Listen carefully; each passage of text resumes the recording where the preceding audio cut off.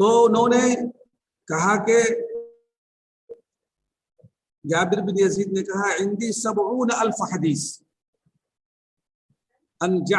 ابی جعفر عن النبی صلی اللہ علیہ وسلم، مرفوع حدیث حضرت ابو جعفر سے کے واسطے سے اللہ کے رسول صلی اللہ علیہ وسلم کی مرفوع حدیثیں میرے پاس 70,000 حدیثیں، 70,000 حدیثیں میرے پاس، جھوٹ بول رہا ہے۔ ان ابی جعفر عن النبی صلی اللہ علیہ وسلم کلھا، تمام کی تمام حدیثیں ہمارے پاس جو 70,000 ہیں وہ سب مرفوع حدیث۔ دوسری روایت میں احمد بن یونس کہتے ہیں میں نے زہیر سے سنا یہ کہتے ہوئے جابر نے کہا ہے یا جابر سے انہوں نے سنا ہے، وہ کہتا ہے ان عندی ل50,000 حدیث، میرے پاس 50,000، کبھی 70,000 کہتا ہے کبھی 50,000 کہتا ہے، یہی جھوٹے ہونے کی علامت۔ ما حدثت منها بشیء، اور ان 50,000 میں سے آج تک میں نے ایک حدیث بھی ابھی نقل نہیں کی ہے، اور جتنی حدیثیں میں نقل کر رہا ہوں وہ 70 اور 50,000 کے علاوہ ہے۔ ثم حدث یوما، پھر اس نے ایک دن جو ہے اس نے ایک حدیث بیان کی اور کہا اس حدیث کو بیان کرنے کے بعد ھذا من ال50,000، یہ ان 50,000 میں سے ایک حدیث ہے۔ یہ سب من گھڑت اور جھوٹی بات ہے۔ پھر اس کے بعد کسی روایت میں ہے کہ سلام ابن ابی مطیع کہتے ہیں کہ میں نے جعفر جعفی سے سنا کہتے ہوئے کہ میرے پاس 50,000 حدیثیں ہیں اللہ کے رسول صلی اللہ علیہ وسلم سے مرفوع منقول۔ اور ایک عجیب بات بیان کی ہے حضرت سفیان نے، سمعت رجلا سأل جابرا عن قوله تعالی، حضرت سفیان کہتے ہیں کہ میں نے ایک آدمی سے سنا یہ کہتے ہوئے کہ اس آدمی نے جابر سے اللہ تعالیٰ کی یہ آیت جو سورہ یوسف کے اندر ہے فلن ابرح الارض حتى يأذن لي ابي او يحكم الله لي وهو خير الحاكمين، یہ آیت سورہ یوسف کے اندر ہے، اور اس موقع پر یہ آیت اس موقع کی ہے یہ آیت جب حضرت یوسف علیہ السلام کے یہاں سے تمام بھائی اپنا حصہ غلہ لے کر کے واپس آ رہے تھے کنعان، تو ان کے بھائی بنیامین کو روک لیا گیا تھا، جس کی وجہ سے وہ سب بھائی پریشان تھے،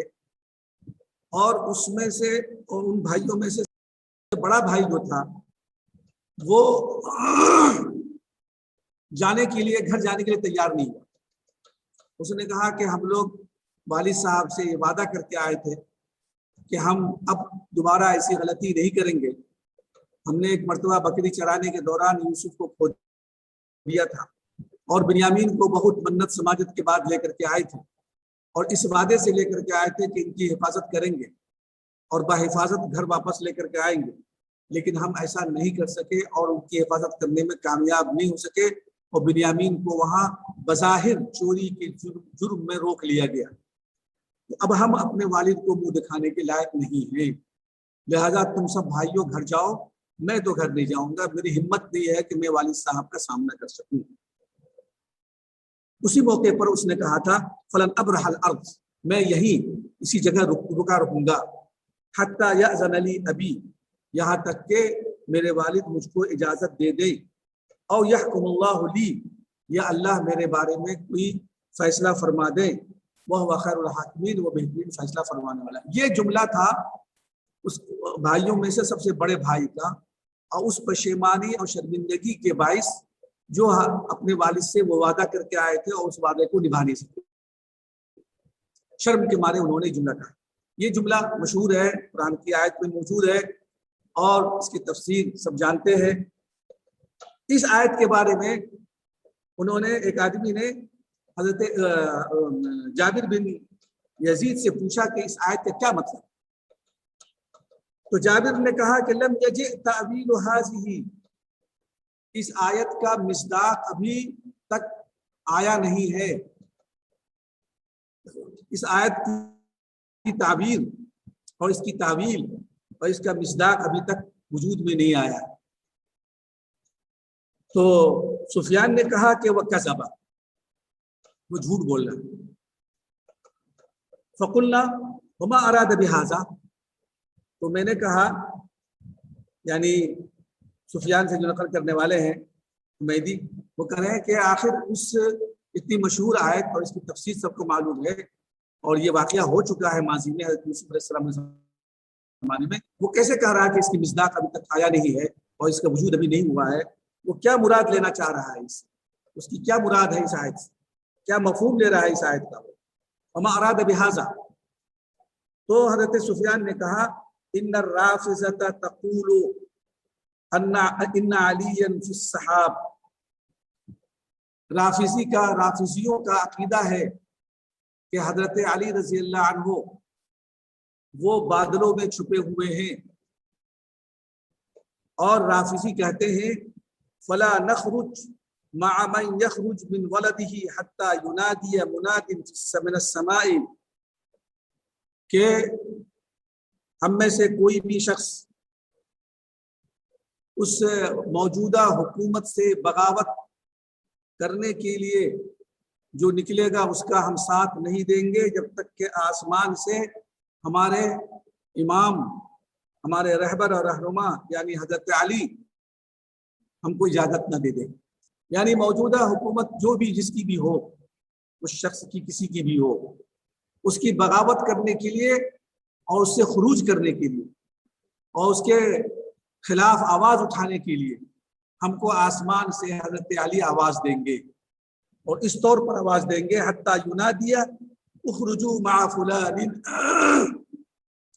کہ فلاں آدمی کے ساتھ تم لوگ بغاوت کرنے کے لیے نکل جاؤ. یہ جب حکم آئے گا تب ہم لوگ بغاوت کریں گے حکومت سے, جو ہماری موجودہ حکومت ہوگی اس سے. اور یہ اب تک وہاں سے حکم نہیں آیا ہے, اجازت نہیں آئی ہے. حضرت علی ہم کو بغاوت کرنے کی اجازت دیں گے, اور جس شخص کے ساتھ بغاوت کرنے کا حکم دیں گے اس شخص کا نام لیں گے, اور ہم سب مل کر کے موجودہ حکومت کے خلاف بغاوت کریں گے. یہ ابھی نہیں آیا. فلن ابرحا, یہ ان لوگوں کا قول ہے. حتی یأذن لی ابی, ابھی سے مراد حضرت علی, بقول ان کے یا اللہ کا کوئی فیصلہ آ جائے. یہ اتنی بڑی غلطی اور اتنا بڑا جھوٹ اور تفسیر کا اتنا بڑا بحران, جو اتنی واضح تفسیر کی, انہوں نے الٹ پلٹ کر کے رکھ دی اس کی بات اور اس کی تعبیر کو.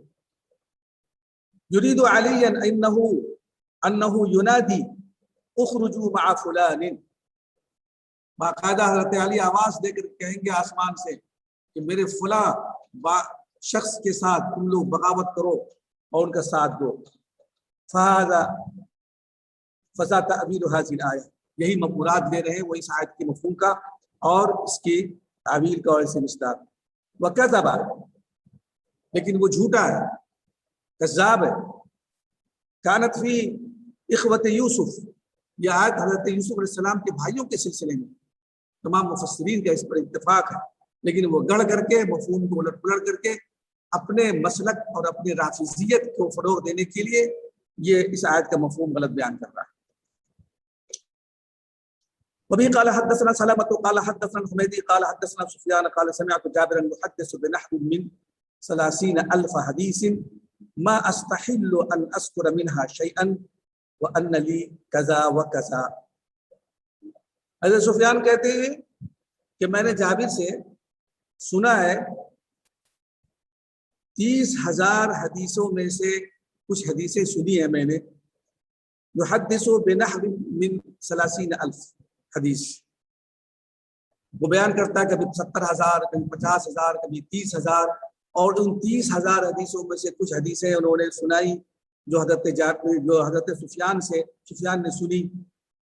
انہوں نے کہا کہ وہ حدیثیں ایسی ما استحل ان اذکر منها شیئا, اس میں سے میں ایک حدیث بھی بیان نہیں کر سکتا. اتنی غلط حدیثیں اور اتنی غلط روایتیں, جھوٹی گڑی ہوئی روایتیں اس نے بیان کی, میں ان میں سے کچھ بھی بیان نہیں کر سکتا. میرے لیے جائز نہیں ہے کہ میں اس میں سے ایک حدیث بھی بیان کروں.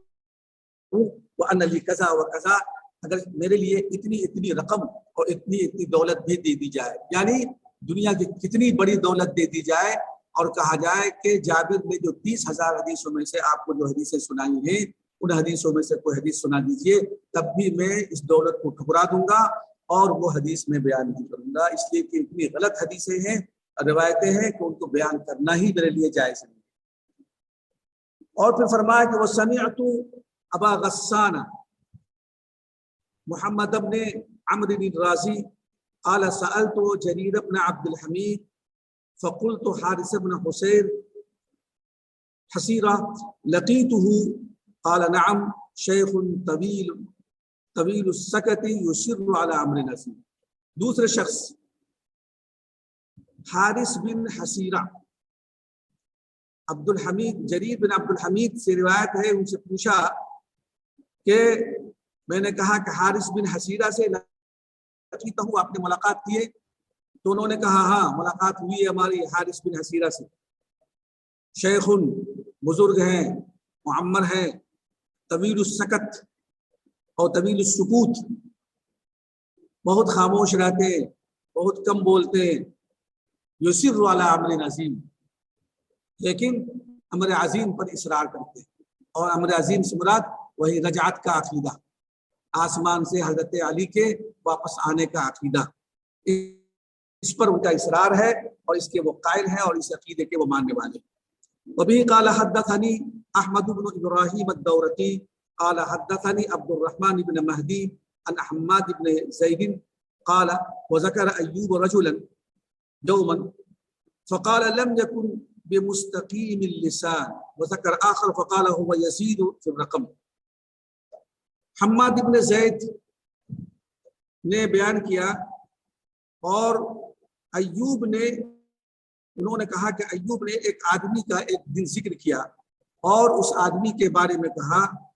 لم یکن بمستقیم اللسان، لم یکن بمستقیم اللسان، کہ وہ زبان کا پکا نہیں ہے، زبان اس کی درست نہیں، یعنی وہ جھوٹ بولتا ہے۔ بمستقیم اللسان یعنی زبان اس کی درست نہیں ہے، یعنی وہ کذوب اللسان ہے۔ اور ایک دوسرے شخص کا ذکر کیا، کہا کہ ہوا یزید فی الرقم، یہ دونوں الفاظ یا دونوں جملے لم یکن بمستقیم اللسان، یہ مذمت کے لیے، تضعیف کے لیے اور راوی کے کمزور پہلو کو بیان کرنے کے لیے ہے، اور دوسرا جملہ دوسرے شخص کے لیے استعمال کیا انہوں نے اور کہا ہوا یزید فی الرقم۔ اس کے لفظی معنی تو یہ ہے کہ اشیاء پر لکھی ہوئی قیمت کو خرد برد کر کے غلط قیمت میں چیز کو بیچنا۔ آج کل اس بات کو سمجھنا بڑا آسان ہے، آج تو ہر چیز پر قیمت لکھی ہوئی ہوتی، پرنٹ، MRP، اور اس پر جو ہے جو قیمت متعین ہے وہ باقاعدہ اس پر لکھی ہوئی ہوتی ہے، دکاندار اس پر وہ ہے گامزن اور اس کو یہ پابند ہے کہ وہ اسی قیمت پر بیچے۔ کبھی کبھی ہوتا کیا ہے کہ اس پر چٹ لگا دی جاتی ہے اور اس پر دوسری قیمت لکھ دی جاتی ہے، تو پھر گراہک کو شک ہو جاتا ہے کہ اس پر جو اصل قیمت لکھی ہوئی تھی آپ نے چٹ لگا دیا ہے، تو آدمی کو شک ہو جاتا ہے کہ اس کی اصل قیمت کو چھپایا گیا ہے۔ یہ بہت سے دکاندار کرتے ہیں۔ اس وقت بھی بعض چیزوں پر قیمت لکھی ہوئی ہوتی تھی یا اس کی فہرست بنی ہوئی ہوتی تھی، فلاں چیز کی قیمت اتنی، فلاں چیز کی قیمت اتنی، فلاں چیز کی قیمت اتنی، تو دکاندار اس قیمت کو گڑبڑ کر دیتا تھا، مثلا عدد کو بدل دیتا تھا، 2 کو 3 کر دیا، 5 کو 8 کر دیا یا 8 کو 5 کر دیا، اس طرح سے قیمت کو بدل دیتا تھا، جس سے اس کی جو ہے اہمیت گھٹ جاتی تھی۔ اصل معنی تو اس کو یہ ہے، اور یہ جملہ محدثین کے لیے، راویوں کے لیے بھی محدثین نے استعمال کیا ہے کہ یزید فی الرقم، یعنی اس طریقے سے قیمت لکھی ہوئی قیمت میں خرد برد کر دیتا ہے انسان اور اس کی قیمت خراب کر دیتا ہے، بدل دیتا ہے۔ اسی طرح سے یہ حدیث کے اندر بھی راویوں کی صفات کو بدل دیتا ہے۔ راوی بیان کیے جاتے ہیں کہ فلاں راوی ان فلان نام لیا اور اس کے نام کے ساتھ کوئی اچھا سا جملہ جوڑ دیا، یا حدیث کے اندر کوئی گڑبڑ کر دی، جو حدیث ضعیف تھی اس کو قوی بنا دیا، جو غیر ثقہ تھی، ثقہ راوی غیر ثقہ راوی تھے، اس کو ثقہ راوی کر دیا۔ تو یہ شخص جو ہے اس طرح کے گڑبڑ کرتا رہتا ہے، اس کو تعبیر کیا وہ یزید فی الرقم، جس طرح سے قیمت میں تبدیلی کی جاتی ہے، اضافہ کیا جاتا ہے، اسی طریقے سے بعض راویوں کی صفات میں اور حدیث کے متن میں الٹ پلٹ کر کے حدیث کو گڑبڑ کر دیتے ہیں تاکہ اس کا جھوٹ چھپ سکے اور اس کی کمزوری کو چھپایا جا سکے. وبه قال حدثني حجاج بن الشاعر قال حدثنا سليمان بن حرب قال حدثنا حماد بن زيد قال قال أيوب إن لي جارا ثم ذكر من فضله ولو شهد على تمرتين ما رأيت شهادته جائزة. ایوب سختیانی کہتے ہیں کہ میرا ایک پڑوسی تھا ہے وہ ذکر من فضلہ اور اس کے بڑے فضائل بیان کرے، ان کی خوبیاں، ان کی اچھائیاں، ان کی ایمانداری، ان کی محبت، پڑوسیوں کے ساتھ جو اچھا سلوک کیا جاتا ہے، وہ سب سارے کمالات اور خوبیاں ان کی بیان. بڑا اچھا آدمی، بہت نیک آدمی. لیکن اس نیکی کے باوجود اور اس خوبی کے باوجود انہوں نے ان کی تضعیف کر دی، اور تضعیف اس طرح سے کی کہ ان سب کے باوجود، ان فضائل کے باوجود، ولو شہید علی تمرتین، اگر وہ 2 کھجور پر بھی شہادت دے، یعنی قلت مال بھی شہادت گواہی جو دی جاتی ہے کسی کے حق میں، تو اس کے حق میں فیصلہ کرنے کے لیے گواہی دی جاتی ہے. مثلا کوئی مال ہے، ایک جانور ہے، اب ایک آدمی دعویٰ کر رہا ہے کہ میرا جانور ہے، دوسرا کہہ رہا ہے کہ میرا جانور ہے، کسی ایک شخص کے حق میں کسی نے گواہی دے دی تو اس کے حق میں فیصلہ ہو جائے گا اور وہ گائے یا وہ جانور اس کو مل جائے گا. تو آدمی جب گواہی دیتا ہے اور گواہی کا گواہ کو مہیا کرتا ہے تو بڑے مال کے لیے گواہی کا انتظام کرتا ہے. اگر 2 کھجور پر لڑائی ہو جائے کسی کی اور 2 کھجور پر گواہی ڈھونڈنے کی اس کو ضرورت نہ پڑے، وہ کوئی بھی گواہی دے دے گا، معمولی چیز ہے. اور اس میں یہ سمجھا جائے گا کہ 2 کھجور پر اگر گواہی دی ہے تو یہ جھوٹ نہیں ہو سکتا، کیونکہ 2 کھجور پر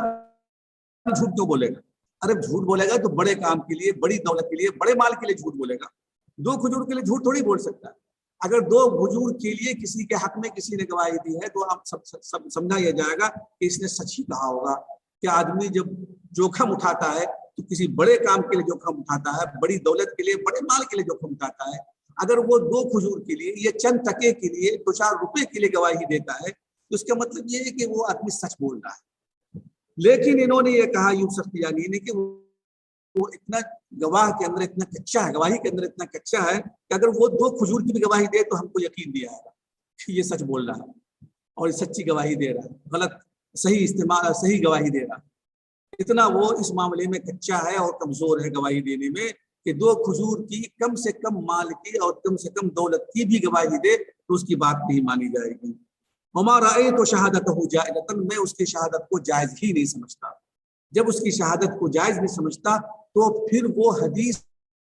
جو بہت بڑی چیز ہے، دین کا معیار اور بنیاد ہے، اس کے بارے میں اگر وہ کوئی روایت نقل کرتا ہے تو اس پر ہم کیسے یقین کر لیں؟ جب معمولی مال پر اس کی گواہی کو ہم معتبر نہیں سمجھتے اور اس کو جائز نہیں سمجھتے اور سچا نہیں سمجھتے، تو بڑی سی بڑی چیز کے لیے اگر وہ گواہی دیتا ہے اور حدیث کو نقل کرتا ہے جو ہمارے نزدیک سب سے بڑی دولت ہے، تو اس پر تو اس کا سچ ماننا ناممکن اور محال ہے. یہ ہے اس کا اصل لب لباب کہ اب ایوب سختیانی نے کہا کہ میرا ایک پڑوسی تھا، اور پھر اس کے انہوں نے تفصیل بیان کی اور فضائل بیان کی اور جو خوبیاں بیان کی، لیکن کہا کہ وہ گواہی دینے میں جھوٹا ہے 1 نمبر کا، اور اگر وہ 2 کھجور کی بھی گواہی دے تو میں اس کی گواہی معتبر نہیں مان سکتا، اس لیے کہ اس کی گواہی سچی نہیں ہوتی. دوسری حدیث ہے قال حدثني محمد بن رافع وحجاج بن الشاعر قال حدثنا عبد الرزاق قال قال معمر ما رأيت أيوب اغتاب أحدا قط إلا عبد الكريم يعني أبا أمية فإنه ذكره فقال رحمه الله كان غير ثقة لقد سألني عن حديث لإكرمة ثم قال سمعت إكرمة. معمر کہتے ہیں کہ ایوب سختیانی بڑے معتبر محدثین میں اور ناقدین میں ان کا شمار ہوتا ہے، لیکن وہ بڑے نیک اور بہت محتاط آدمی تھے. کسی کے بارے میں کسی راوی کے بارے میں جھوٹا ہونا، کمزور ہونا، ضعیف ہونا اگر معلوم بھی ہو جاتا تو از خود اپنی طرف سے اس کی برائی اور ضعف کو بیان نہیں کرتے تھے. وہ کہتے تھے اگر ہم سے پوچھا جائے گا یا اس کی نوبت آئے گی یا ایسا کوئی معاملہ ہوگا کہ جہاں پر اس شخص کی حدیث کو یا روایت کو معتبر ماننے نہ ماننے کے سلسلے میں بحث ہوگی، تب میں وہاں پر کہہ دوں گا کہ یہ آدمی معتبر نہیں ہے یا ضعیف ہے یا غیر ثقہ ہے. از خود میں اپنی طرف سے نہیں کہوں گا. لیکن ابو امیہ عبد الکریم کے بارے میں وہ ضرور بیان کرتے تھے. اس سے اندازہ ہوتا ہے کہ اب ایوب سختیانی عام طور سے راویوں کی غیبت نہیں کرتے تھے. غیبت مطلب اس کی برائی بیان نہیں کرتے تھے از خود، لیکن ابو امیہ عبد الکریم کے بارے میں از خود بیان کرتے تھے. اس کا مطلب یہ ہوا کہ ابو امیہ عبد الکریم بہت خطرناک اور بہت بڑا جھوٹا اور کذاب شخص کہ اتنی اس کے اندر برائی اور اتنی خرابی اور ضعف تھا کہ ایوب سختیانی جیسے جو بہت خاموش طبیعت کے انسان تھے وہ بھی ان کی برائی بیان کرنے سے باز نہیں آتے تھے.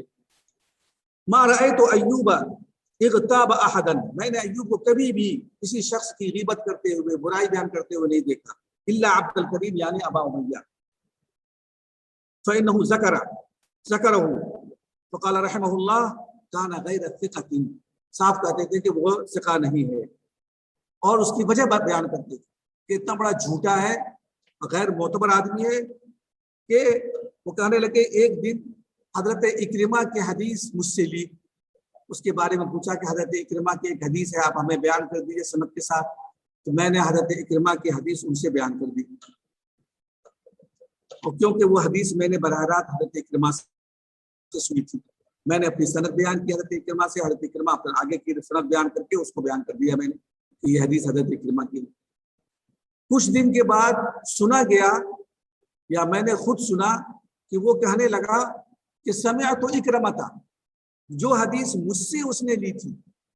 اکرمہ کی حدیث، اس حدیث کو وہ کہہ رہا ہے سمعت اکرمہ تھا، یعنی مجھ کو بیچ سے حذف کر دیا، اس نکال دیا اور ڈائریکٹ حضرت اکرمہ کی حدیث نقل کرنے لگا، جبکہ حضرت اکرمہ سے ان کی ملاقات ہی نہیں، اس سے کبھی حدیث لینا ثابت ہی نہیں، اور وہ حدیث مجھ سے لیے بیچ میں مجھ کو غائب کر کے ڈائریکٹ اکرمہ سے حدیث نقل کرنے لگے. اس سے بڑا جھوٹا اور کون ہو سکتا ہے؟ اس لیے میں اس کی برائی اور اس کی خرابی اور ضعف کو میں کلم کلا بیان کرتا ہوں. ابھی قال حدثني الفضل بن سهل قال حدثني عفان بن مسلم قال حدثنا حمام قال قدم علينا ابو داود الاعمى فجعل يقول حدثنا البراء وقال حدثنا زيد بن ارقم فذكرنا ذلك لقتادة. حضرت حمام کہتے ہیں کہ ایک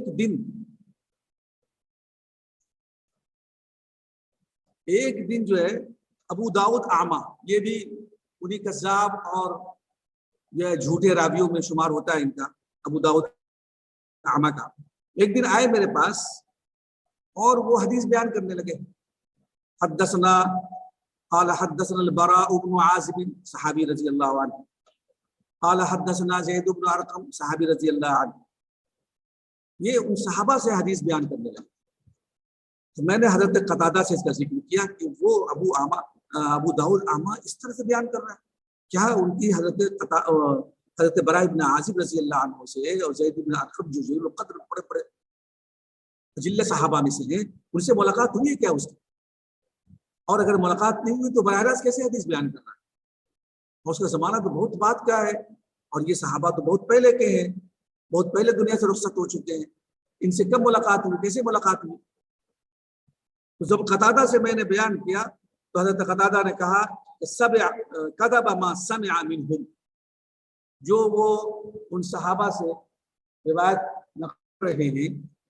اور سماعت کا اظہار کر رہے ہیں، سمعت اور حدثنا، یہ جھوٹ بول رہا ہے، یہ آدمی جھوٹ بول رہا ہے. انما كان ذلك سائلا يتكفف الناس زمان الطاعون الجارف. یہ کب محدث ہو گیا؟ اور یہ حدیث میں کب آیا؟ اور یہ بھی بڑے بڑے صحابہ، اجل صحابہ سے حدیث کب نقل کی اس نے؟ یہ طاعون جارف کے زمانے میں سڑک کے کنارے بیٹھ کر لوگوں سے بھیک مانگا کرتا تھا۔ طاعون جارف یعنی ان کے زمانے میں ایک بہت بڑی بیماری وبا آئی تھی، طاعون، اور جارف کے معنی بہا لے جانے والا طاعون، یعنی بہت خطرناک قسم کا طاعون آیا تھا، جس میں آبادی کی آبادی اور بستی کی بستی صاف ہو گئی تھی۔ اس لیے اس طاعون کے ساتھ جارف کا لفظ استعمال کیا۔ اس طرح سیلاب کے لیے اصل میں جارف کا لفظ استعمال کیا، السیل الجارف، یعنی ایسا سیلاب جو بستی کی بستی بہا لے جائے، پوری آبادی کو تباہ کر دے اور خراب کر دے اور بستی نابود ہو جائے، زمین سے بالکل غائب ہو جائے، ایسے سیلاب کو جارف کہا جاتا ہے۔ اور اسی جارف کا لفظ طاعون کے ساتھ استعمال کیا ہے، یعنی طاعون ایسا جو پوری بستی کو، پوری آبادی کو ہلاک و برباد کر دیا تھا جس طرح۔ اب اس زمانے میں جب اتنی ہوئی تھی تو لوگ پریشان ہو گئے تھے، اور اچھے اچھے لوگ قحط میں مبتلا ہو گئے تھے، بیماری کی وجہ سے پریشان تھے۔ تو اسی زمانے میں یہ ابو داؤد اعمیٰ لوگوں سے بھیک مانگا کرتا تھا، فقیر تھا یہ، اور یہ بھیک مانگتے ہوئے دیکھا گیا تھا۔ کب اس کو موقع مل گیا حدیث نقل کرنے کا، وہ بھی اتنا اجل صحابہ سے؟ یہ دلیل کے طور پر حضرت قتادہ نے ان کو بتایا کہ انما كان ذلك سائلا يتكفف الناس، تکفف کے معنی دست سوالی بڑھانا، ہاتھ بڑھا کر کے مانگنا، تکفف۔ طاعون جارف کے زمانے میں وہ لوگوں سے دست سوال پھیلایا کرتا تھا اور لوگوں سے مانگا کرتا تھا۔ وبه قال حدثني حسن بن علي الفلواني قال حدثنا يزيد بن هارون قال اخبرنا همام قال دخل ابو داود الاعمى على قتادة فلما قام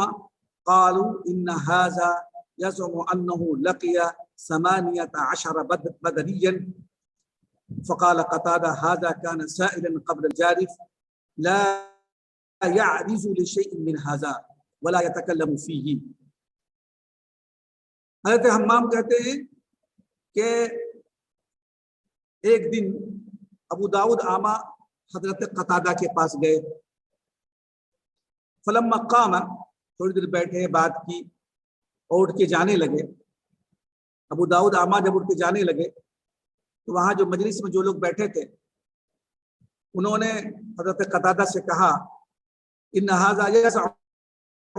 انه لقي 18 بدريا، اس شخص کا دعویٰ ہے کہ اس نے 18 بدری صحابہ سے ملاقات کی۔ ابو داؤد اعمیٰ کا دعویٰ ہے کہ اس نے 18 بدری صحابہ سے ملاقات کی ہے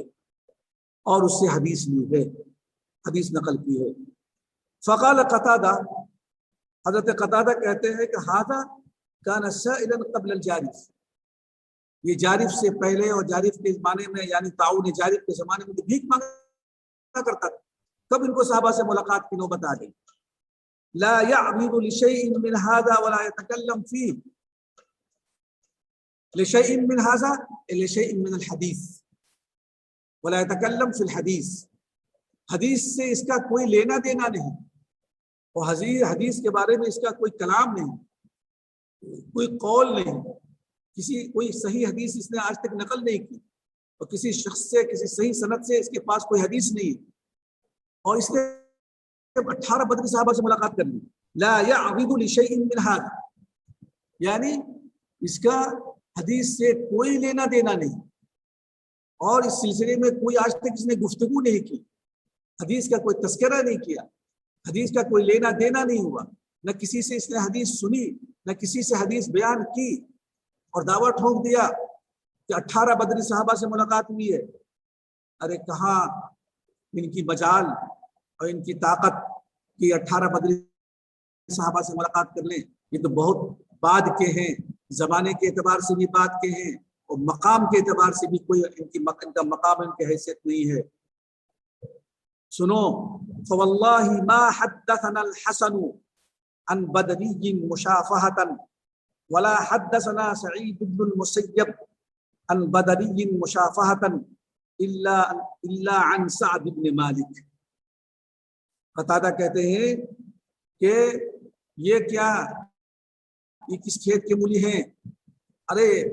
اجل تابعین، سید التابعین حضرت حسن بصری رحمۃ اللہ علیہ اور کبار تابعین میں شمار ہونے والے حضرت سعید بن المسیب رحمۃ اللہ علیہ جیسے جلیل القدر تابعین نے آج تک مجھ سے کوئی حدیث براہ راست کسی بدری صحابہ سے نقل نہیں کی سوائے سعد بن مالک کے۔ ایک بدری صحابہ کی ان کی ملاقات ہوئی، ایک بدری صحابہ سے ان حضرات کی، یعنی حسن بصری کی، سعید بن المسیب کی، ایک بدری صحابی سے، وہ بھی سعد بن مالک سے ملاقات ہوئی ہے۔ آج تک انہوں نے ان کے علاوہ، سعد بن مالک کے علاوہ کسی بھی بدری صحابہ سے مجھ سے کوئی مشافہتاً یعنی براہ راست حدیث نقل کی ہے، جبکہ یہ کبار تابعین میں شمار ہوتے ہیں۔ مقام کے اعتبار سے بھی بہت مقدم اور عمر کے اعتبار سے بھی بہت معمر اور بہت قریب صحابہ کو، بڑے بڑے صحابہ سے انہوں نے حدیثیں لی، بے شمار صحابہ سے ملاقات ہوئی ان کی، لیکن بدری صحابہ بہت پہلے کے تھے، ان سے انہوں نے حدیث نقل نہیں کی۔ تو یہ ابو داؤد اعمی بھکاری فقیر جو بھیک مانگا کرتا تھا، کبھی حدیث سے کوئی تعلق نہیں، کوئی شغف نہیں رہا، اور بھی اتنا بات کا آدمی، اور 18 بدری صحابہ سے یہ دلیل کے طور پر انہوں نے یہ بات بیان کی اور کہا کہ یہ حدیث سے اس کا کوئی تعلق نہیں، اور حدیث کے سلسلے میں اس کا کوئی شد بد نہیں، اور کسی بھی صحابی سے اس کی ملاقات نہیں، چہ جائے کہ بدری صحابہ سے ملاقات ہونا اور ان سے حدیث لینا تو کجا وہ تو ان سے بھی نہیں لے سکتا، اس لیے کہ بڑے بڑے تابعین نے بدری صحابہ سے روایت نقل نہیں کی ہے ہم سے، اور ایک سوائے سعد بن ابی مالک کے۔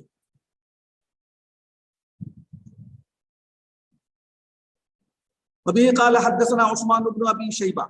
قال حدثنا جرير ان قبط ان ابا جعفر بن هاشمي المدني كان يدع احاديث كلام حق وليست من احاديث النبي صلى الله عليه وسلم وكان يرويها عن النبي صلى الله عليه وسلم۔ جریر نے رقبہ سے بیان کیا ہے، روایت نقل کی ہے، یہ بات نقل کی ہے کہ ابو جعفر ہاشمی مدنی، نام بڑا اونچا ہے اور نسبت بھی بڑی اونچی ہے، ہاشمی لگائے ہوئے اپنے نام کے آگے، مدنی بھی لگائے ہوئے ہیں، لیکن آگے کا کرتوت دیکھیے کیا ہے، وَكَانَ يَدَعُ أَحَادِيثَ، حدیث وضع کرتا تھا، گڑھتا تھا حدیث، کلام حق، کوئی اچھی سچی بات۔ حدیث کے علاوہ بھی بہت سے بزرگان دین، بہت سے اصحاب علم، بہت سے اولیاء اللہ کی زبان سے اللہ تعالیٰ حق بات نکلواتے ہیں اور حکمت کی بات نکلواتے ہیں، مفید اور نصیحت کی بات ان سے کہلواتے ہیں۔ تو ایسی بات یا ایسا کلام وہ کہیں سن لیتا تھا کسی کا، کسی بزرگ کا، کسی ولی کا، یا کسی اللہ کے نیک بندے کا، کسی عالم کا، کسی محدث کا، وہ بات بہت اچھی ہوتی تھی، پر حکمت ہوتی تھی، نصیحت آمیز ہوتی تھی، تو اس بات کو جو اچھی بات ہوتی تھی اور جملہ بھی بڑا اچھا ہوتا تھا، سوٹیبل ہوتا تھا، اس کو وہ کہیں سے ادھر ادھر سے سند جوڑ کر کے اللہ کے رسول صلی اللہ علیہ وسلم کی طرف اس حدیث کو وہ جوڑ دیتا تھا اور کہتا تھا کہ یہ حدیث ہے عن نبی صلی اللہ علیہ وسلم مرفوعاً ڈائریکٹ، اور سند کہیں سے بھی اوپر کر لیتا تھا، اس کا لیا جوڑ لیا، اب کوئی تعلق نہیں سند کا۔ کانا یدع احادیث، میں نے پیچھے بیان کیا تھا کہ وضع احادیث، حدیث کو وضع کرنا، حدیث کو وضع کرنے کا جو رواج پیدا ہوا یا جو لوگوں نے اس کو شروع کیا، واضع الحدیث نے، کذاب الحدیث نے، تو دو طریقے سے حدیث کو وضع کرتے تھے۔ ایک حدیث کو وضع کرنے کا طریقہ یہ ہوتا تھا کہ وہ کسی بزرگ کی یا کسی ولی کی یا کسی عالم کی یا کسی محدث کی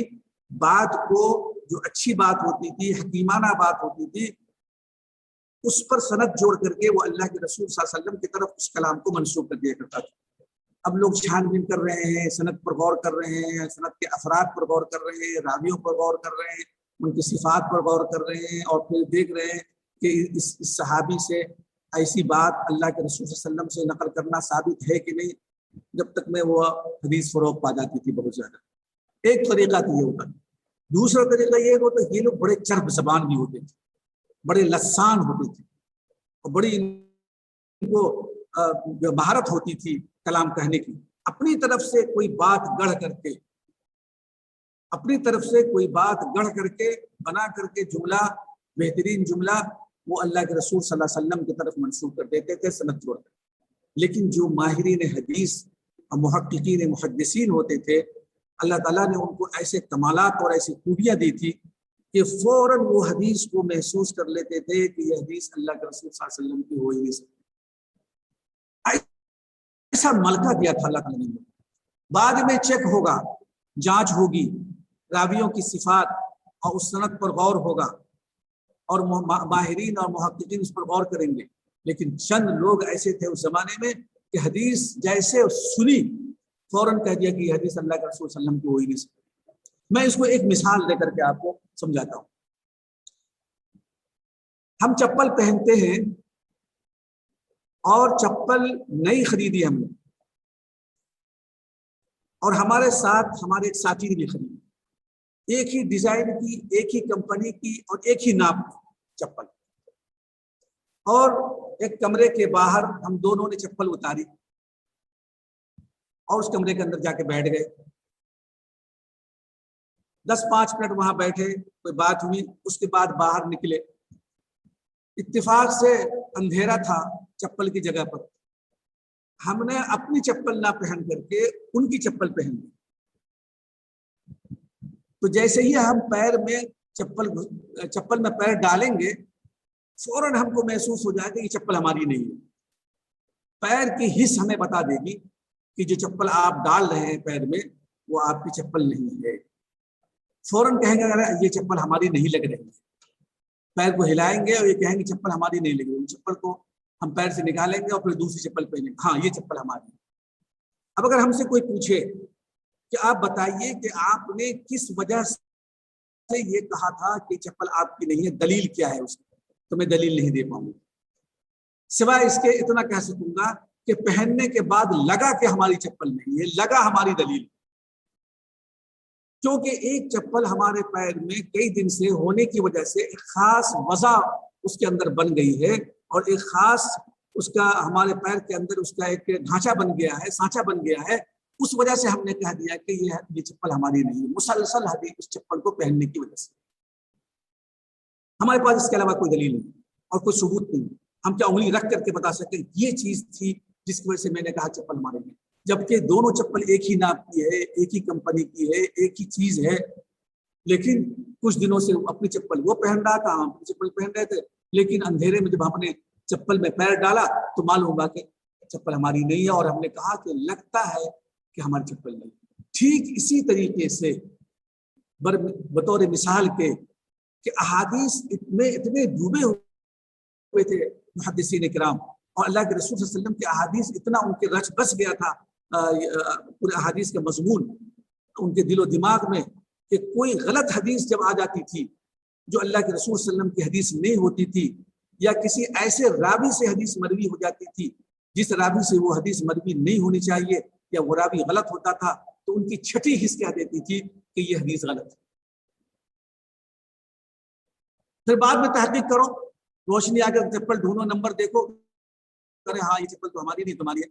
وہ پہلے کہہ دیتے تھے ہمارا دل کہہ رہا ہے، ہم کو لگ رہا ہے کہ یہ حدیث نہیں ہے۔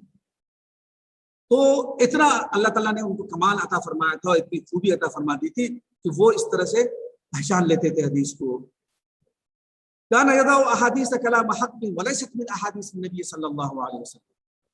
حق کلام حق کو حدیث بنا کر کے پیش کر دیتے تھے، وضع کر دیتے تھے، حالانکہ وہ حدیث اللہ کے رسول صلی اللہ علیہ وسلم کی احادیث میں سے نہیں ہوتی تھی۔ فکان یرویھا نبی صلی اللہ علیہ وسلم، اور اس کے باوجود وہ اللہ کے رسول صلی اللہ علیہ وسلم سے وہ حدیث کو نقل کر دیتے تھے اور اس کو بیان کر دیتے تھے۔